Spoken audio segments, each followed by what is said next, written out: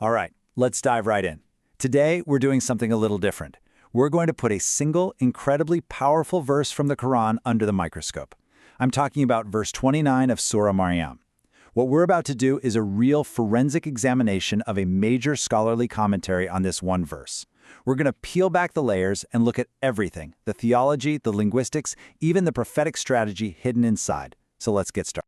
So here's how we're going to break this down. First, we'll tackle the main idea, this concept of existence as a divine proof. Then we'll see how Prophet Ibrahim is used as the key example of this. From there, we get into some really fascinating linguistic details in his greeting, which leads us to think about migration in a whole new way, as a strategy. And finally, we'll tie it all together by looking at what it means to have an enduring divine legacy. Okay, first up, existence as divine proof, and this idea of the eloquence of silence. Our whole analysis really kicks off at this incredibly tense moment in Surah Maryam. You've got Maryam returning to her community with her newborn son, ʿIsa, and right away she's hit with accusations. But her response? It isn't with words, it's a simple gesture. And as we're about to see, that one gesture is packed with the weight of an entire theological argument. Now, before we go any further, I want to show you our primary source. Everything we're discussing today is grounded right here, in this detailed commentary by the scholar Ayatollah Javadi Amoli.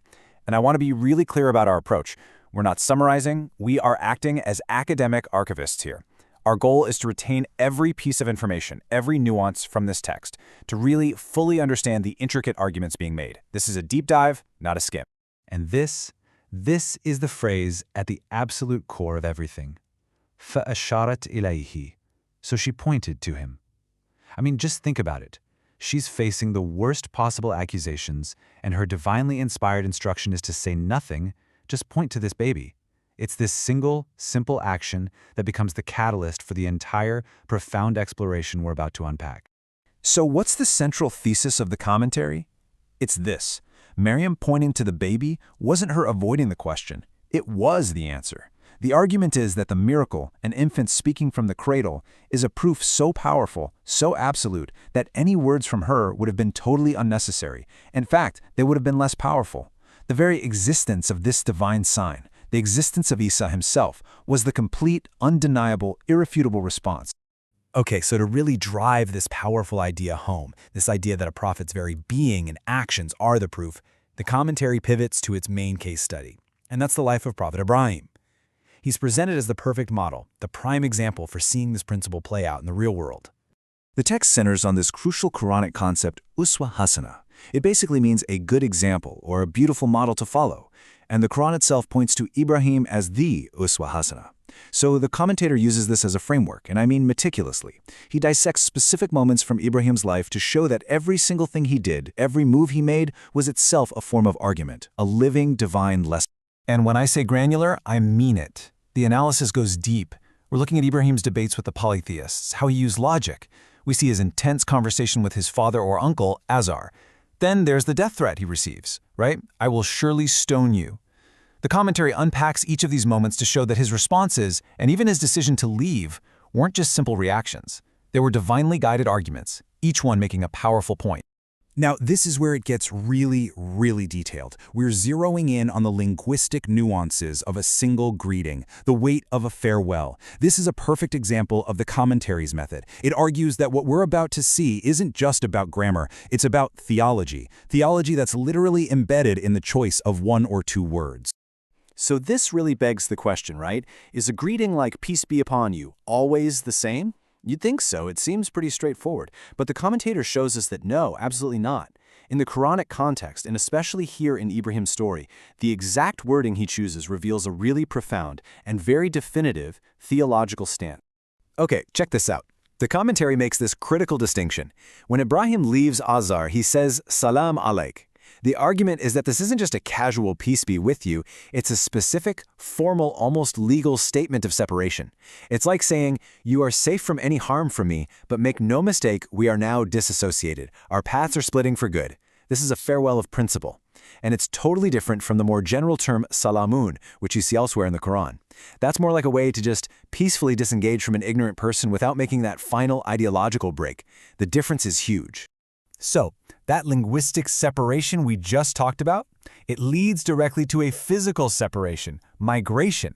And this brings up a huge theological question that the commentary tackles head-on. Why would a prophet of God just up and leave his people, especially when he's being threatened? I mean, is that him retreating? Or is there something much more strategic going on? Yeah, you have to ask, right? Why did Prophet Abraham migrate?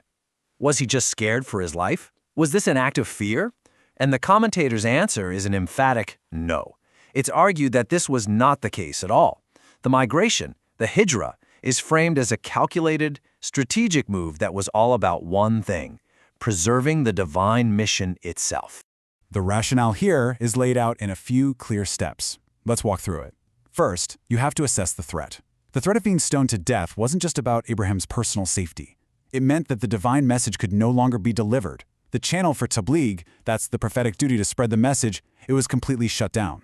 So step 2, the number one priority shifts to preserving the mission itself. The revelation had to be protected. And that leads to step 3, strategic action. The migration becomes a form of what the commentary calls intellectual and spiritual jihad, a profound struggle. Not a violent one, but a strategic move to disengage in order to ensure the message could survive and grow somewhere else. And this is where the whole argument comes together. We're looking at the enduring divine legacy. So what was the final outcome of this really difficult strategic choice to leave? The commentary shows how Ibrahim's actions were proven right. They were vindicated. Not right away, but over the long term, through the incredible enduring legacy that God gave him. What the analysis is saying is that Ibrahim's departure wasn't a failure. It wasn't the end of his mission. It was actually a brand new beginning. It was the necessary first step that led to a divine blessing that would make his mission explode, way beyond anything he could have achieved if he'd stayed. You could say he lost a homeland, but what he gained was a global, timeless legacy. And where's the ultimate proof for this argument? Well, it's found right in the same chapter of the Qur'an, Surah Maryam. The commentator points to the verses that come right after the story of Ibrahim leaving his people. And what do they say? They describe his divine reward. He was given sons and grandsons, Isaac and Jacob, and they were all made prophets. Think about that. His actual, physical family line became the very vehicle for carrying the prophetic message forward. And this is how the entire argument comes full circle. It all connects back to where we started. Remember the infant āyāt? His existence was an immediate, in-your-face, miraculous proof. Now look at Ibrahim. The existence of a continuous line of prophets coming from his family, that's the long-term historical proof that his tough decision to migrate was absolutely the right one. It was a divinely guided strategy. In the end, his legacy is his vindication. And just to really underscore the scholarly rigor we've been talking about, take a look at the source text itself. You can see the sheer number of Quranic citations referenced throughout.